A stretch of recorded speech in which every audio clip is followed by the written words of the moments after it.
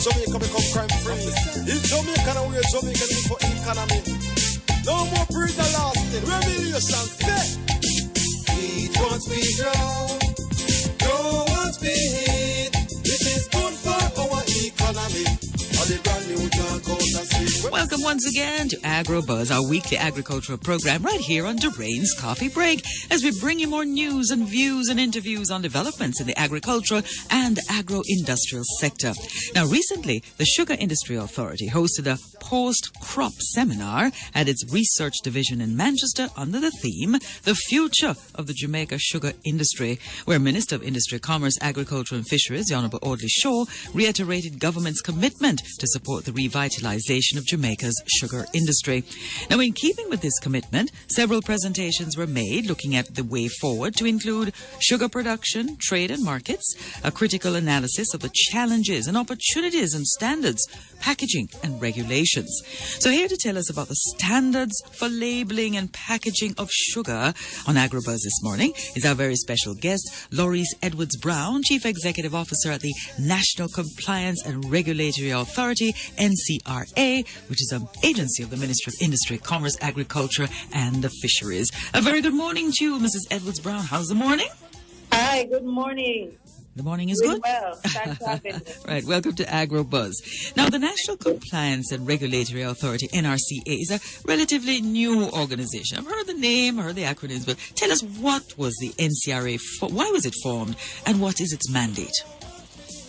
Okay, the NCRA, yes, we're relatively new, but our operations began sometime back with the Bureau of Standards Jamaica in 1968. That's the birth of the organization. But in January 2016, we started the transition process to take over the regulatory responsibilities normally undertaken by the Bureau of Standards Jamaica, for them to be housed and done separately by the NCRA.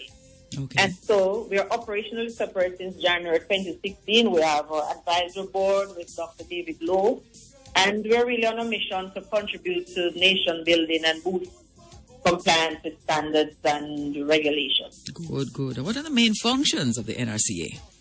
The NCRA, our main functions, we are inspectors. We're inspectors, so we do inspections, we do compliance checks, we carry out enforcement action, and we do other regulatory activities for the benefit of consumers. And for example, for food items, we want to make sure that food is fit for consumption. We look at appliances to make sure that they are fit for purpose, and construction material to make sure that the building blocks, for example, that they are safe. Okay. Now, I understand that the NCRA is divided into 3 inspectorates. So what are they? And explain the role of the Food Safety Inspectorate. Okay, so we have 3 inspectorates.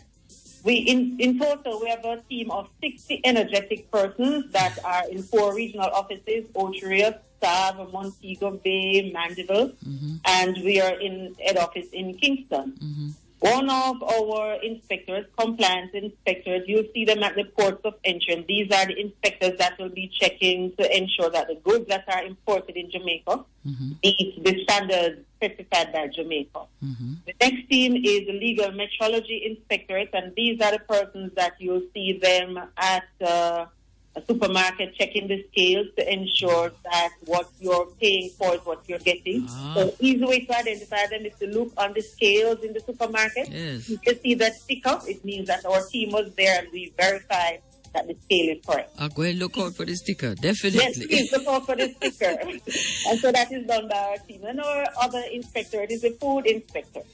And the activities that they do, all the food processing establishments in Jamaica fall under their remit.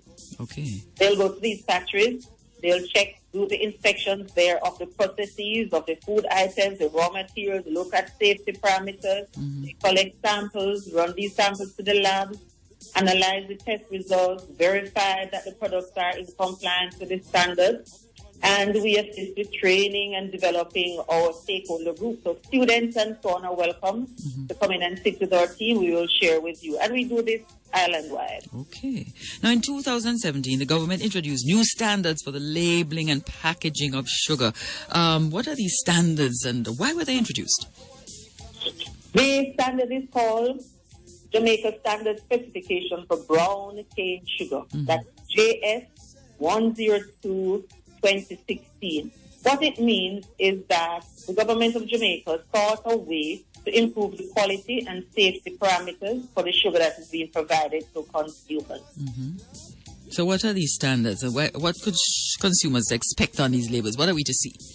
So now you'll have sugar that is in a package with a label on it. We never had that before. Right. So generally, when consumers look at the label, you should see certain things there.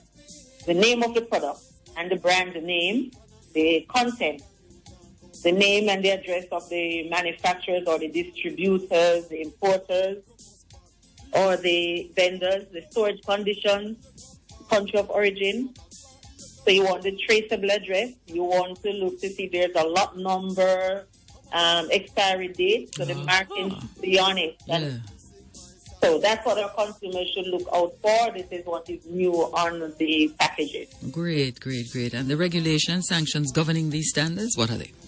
So again, the standard is JS 102. Yes. And the breaches could be if their label is inaccurate, if the brand is not packaged by a registered food packaging entity, if the moisture level is higher than 0.25%, if there's presence of any extraneous matter in the product, that will cause some of the breaches. Okay.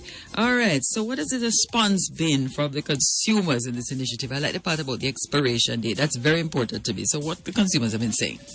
Consumers are very excited about the product and the new direction which Jamaica is going to have food items packaged. Yes. What we have been doing is, for some of our enforcement activities, we have been removing products from the shelves that are not in compliance. Okay. And since July, we have removed about 3,000 pounds of sugar. So we've withdrawn them from the shelves. So consumers, please assist in the process. Look for packages that are labeled. We are working behind the scenes to make sure that this is fit and wholesome for your consumption. But we need you to make it work. Absolutely, and protecting us all the way. Thank you so much, Mrs. Lorice Edwards Brown. And I'm going to look out for those labels. Yes, I'm going to look out for the stickers. Yes, please. All right. CEO of the... Young man, have a wonderful day. Thank you, too. All right. CEO of the National Compliance and Regulatory Authority, updating us on the standards and the packaging and the regulations governing the sugar industry.